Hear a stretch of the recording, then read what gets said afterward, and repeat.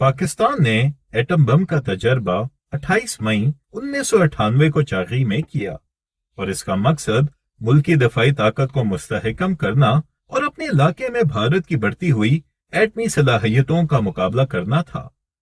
1974 میں بھارت نے ایٹمی تجربہ کیا تھا، جس کے بعد پاکستان کے لیے یہ سوال اہم ہو گیا کہ آیا وہ بھی ایٹمی صلاحیت حاصل کرے یا نہیں۔ پاکستان کے اس وقت کے وزیر اعظم نواز شریف کے مطابق پاکستان نے ایٹمی تجربہ اس لیے کیا کیونکہ بھارت کی ایٹمی طاقت نے خطے میں طاقت کے توازن کو تبدیل کر دیا تھا